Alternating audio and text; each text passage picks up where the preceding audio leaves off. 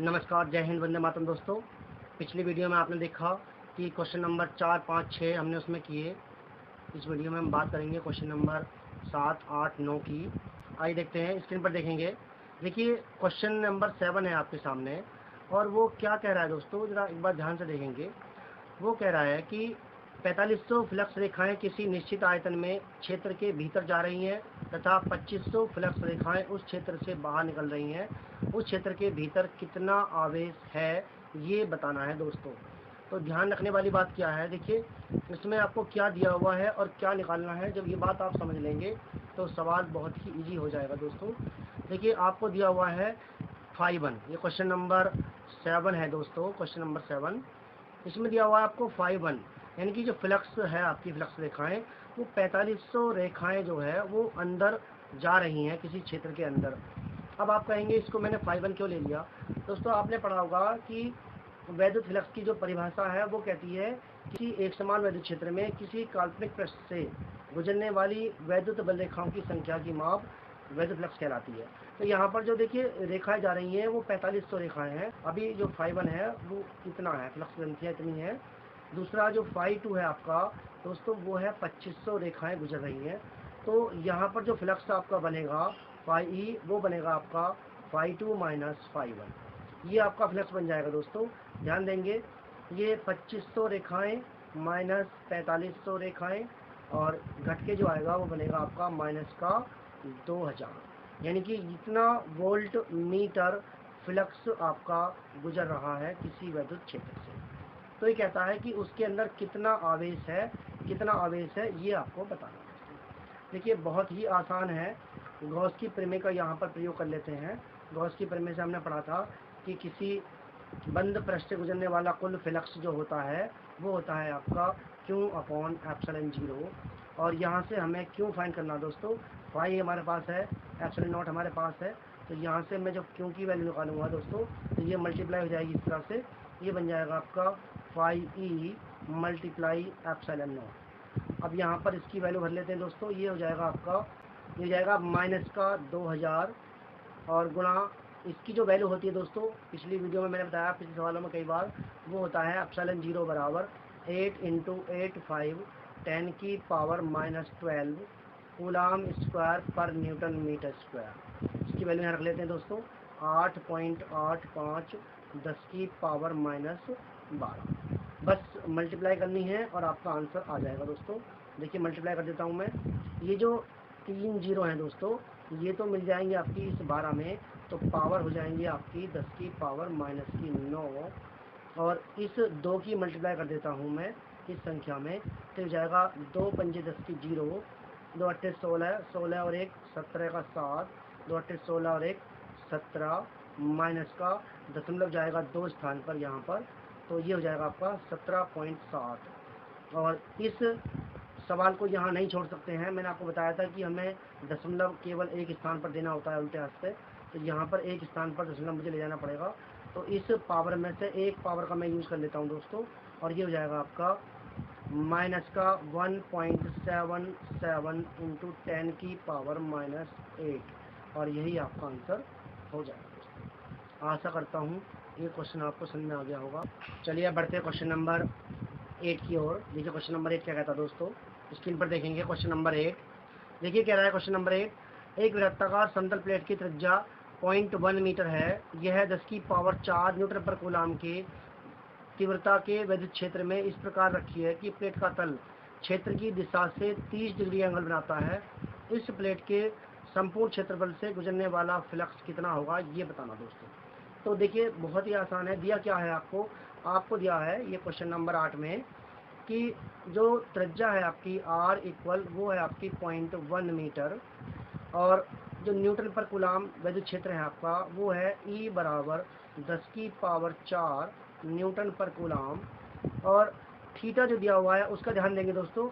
ये कह रहा है प्लेट का तल क्षेत्र की दिशा से 30 डिग्री बनाता है, मतलब तल जो है क्षेत्र की दिशा से 30 डिग्री बनाता है। इसका मतलब जो थीटा हमारा होगा वो होगा 90 - 30, यानी कि ये जाएगा आपका 60 डिग्री। ध्यान दें, वैद्युत क्षेत्र की दिशा से कौन बना रहा है, ध्यान रखना इस बात का। तो यहाँ पर 90 में से ही घट जाएगा एंगल, ये विशेष ध्यान रखने वाली बात है दोस्तों। अब देखिए आगे कह रहा है ये कि फ्लक्स कितना होगा संपूर्ण क्षेत्रफल से, ये आपको बता दीजिए, ये आपको बताना है दोस्तों। देखिए आपने पढ़ा था अभी कि जो वैद्युत फ्लक्स होता था वो फाई ई बराबर ई डॉट ए वेक्टर हमने पढ़ा था दोस्तों। ये अदिश गुणनफल है, इसको जब हम खोलते हैं तो ये बन जाता है आपका ई ए कॉस थीटा। और अब देखिए ई हमारे पास है, ए हमारे पास नहीं है, कॉस थीटा हमारे पास है। तो ए देखिए ये एक वृत्ताकार प्लेट है और उसकी त्रिज्या हमें दी हुई है, तो एरिया हो जाएगा पाई आर स्क्वायर। तो यानी कि फ्लक्स जो बनेगा आपका वो बनेगा e into pi r square cos theta. Value भर लेंगे दोस्तों। ई की जो वैल्यू है आपकी वो 10 की पावर 4 है, 10 की पावर 4, और पाई की वैल्यू होती है 3.14 गुणा आर स्क्वायर। आर स्क्वायर मतलब है आपका 0.1 मल्टीप्लाई 0.1 गुणा, अब कॉस की वैल्यू रखेंगे यहाँ पर,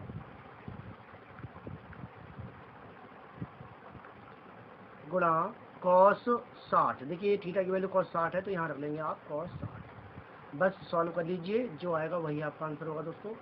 देखिए 0.1 ये दो स्थान यहाँ पर दशमलव के, तो मैं इन 0.1 को काट लेता हूँ और यहाँ से 2 पावर इसमें यूज कर लेता हूँ, तो ये 2 बच जाएंगे। तो इन 1 का जो है वो सिस्टम खत्म हो गया है, एक एकम एक इनमें मिल जाएगा ये। अब देखिए cos 60 की जो वैल्यू होती है वो होती है आपकी 1/2, ये ध्यान रखने वाली बात है। तो इस 2 से 3.14 काटेंगे तो 2 एकम 2 पॉइंट लगा लेंगे, ये जाएगा आपका 2 पंजे 10 और 2 सत्ते 14, यानी कि ये आपका इतना कट जाएगा दोस्तों। तो ये बचेगा 1.57 गुणा 10 की पावर ये वाली 2 न्यूटन मीटर स्क्वायर पर कूलाम। दोस्तों यही आपका आंसर हो जाएगा।